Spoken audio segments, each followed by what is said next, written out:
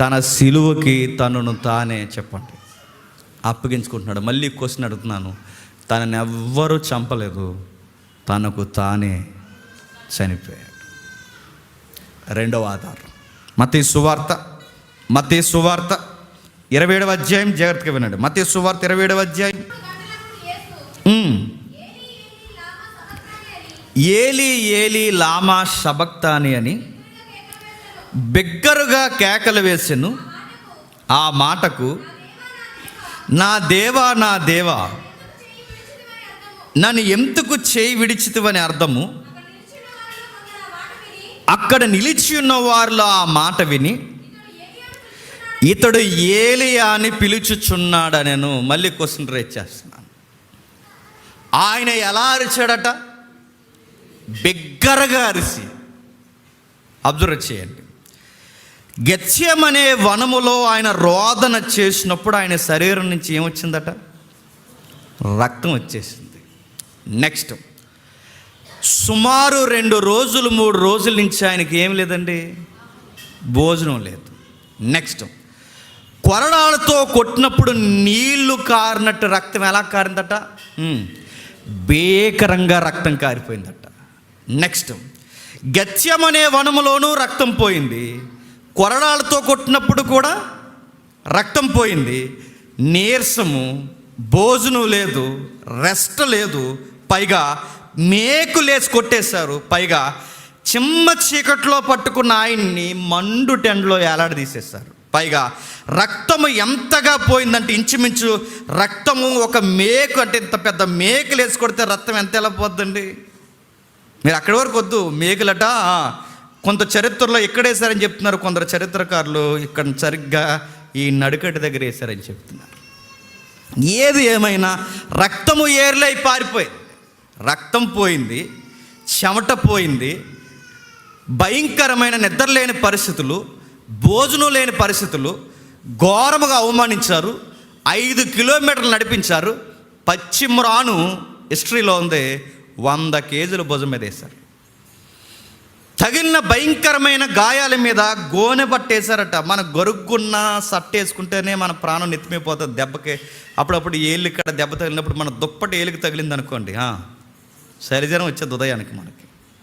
అలాంటిది దేహమంతా ఘోరంగా, ఆయన దేహం పుల్లైపోయి ఘోరంగా ఆయన చిదిమేసినప్పుడు ఆ పైన గోనె పట్టేసి పైన మళ్ళీ 5 కిలోమీటర్లు నడిపించడానికి 100 కేజీలు బరువేస్తే, ఇలాంటి టైంలో నేను అడుగుతున్నాను, ఎంతగా బ్లడ్ పోయినప్పుడు 6 గంటలు ఏడాడినప్పుడు అంత పెద్ద కేక వస్తాదా? నా క్వశ్చన్ మీకు అర్థమైంతలేదు. మీకు 2 రోజులు అన్నం పెట్టలేదంటే 3వ రోజు మీకు మాట రాదు. నిజంగానే అన్నము లేకపోయినా నిద్ర లేకపోయినా మాట్లాడడం చాలా ఇబ్బందిగా ఉంటుంది. పైగా గాయాలు తగిలి శరీరం అంతా రక్తపు ముద్దయి రక్తంతా పోయినప్పుడు బిగ్గరగా కేక వేయగలరా? 50 వచనంలో ఏమని చూడండి, మళ్ళీ 50 వచనంలో యేసు మరలా బిగ్గరగా కేక వేసి మరలా. నేను అడుగుతున్నాను, ఇంత శ్రమ పొందినప్పుడు ఆయనకి కేకలు ఎలా వస్తున్నాయి? అక్కడ ఏమర్థమవుతుందో తెలుసా? ఇంత శ్రమ కూడా ఆయన్ని ఏమాత్రం ఆయన శక్తిని చెప్పండి తగ్గించలేకపోయాయి. ఏమాత్రం ఆయన శక్తిని తగ్గించలేకపోయే కనుకే ఆయన తనను తానే ఆత్మను అప్పగించుకున్నాడు తప్ప ఎవరు తను చంపలేదు. అందుకే ఇంగ్లీష్లో ఒక లైన్ ఇచ్చారు, he was still master of himself. తనని ఎవరు ఏమీ చేయలేరు, తనను తానే చెప్పండి అప్పగించుకున్నాడు. తనను ఎవ్వరు ఏమి చేయలేరు. మరలా కేకవేసి. లేదంటే మాకు ఇంకా ఆధారం కావాలంటారా? యోహాను సువార్త చూడండి 19వ అధ్యాయం. యోహాను సువార్త 19వ అధ్యాయం. యోహాను సువార్త 19వ అధ్యాయం 30వ వచనం. యోహాను సువార్త 19వ అధ్యాయం 30వ వచనం.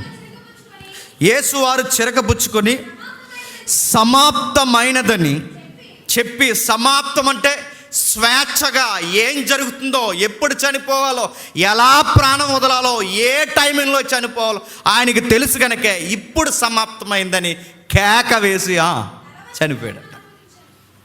కేక వేసి అప్పగించిన. ఇంకా మరో వచనం చూడండి, యోహాను సువార్త 10వ అధ్యాయం. యోహాను సువార్త 10వ అధ్యాయం 17వ వచనం నుంచి.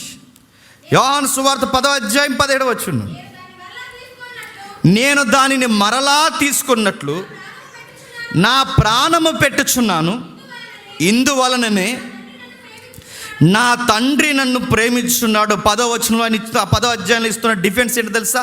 నా ప్రాణం ఎవ్వడూ తీయలేదు, నా ప్రాణాన్ని నేనే అప్పగించున్నాను. అదే అధ్యాయంలో అంటాడు, నా అంతటా నేనే ప్రాణాన్ని పెడుతున్నాను, మరలా నా అంతటా నేనే తిరిగి తీసుకుంటాను.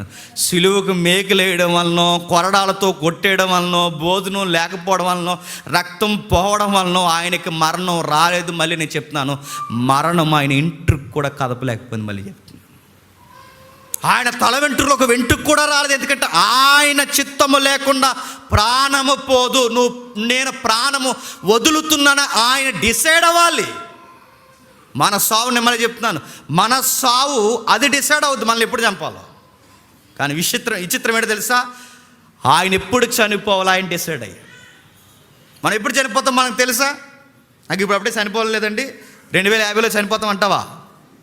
కానీ ఆయనకు తెలుసు, ఎక్కడ పుట్టాలో తెలుసు, ఎక్కడ నిద్రపోవాలో తెలుసు, ఏ గోత్రంలో రావాలో తెలుసు, ఏ మార్గాన్ని నడవాలో తెలుసు, ఎలా చనిపోవాలో తెలుసు, అది సిలువ ద్వారా చనిపోవాలని తెలుసు, ఏ టైంకి చనిపోవాలో తెలుసు, ఎలా మరణించాలో తెలుసు.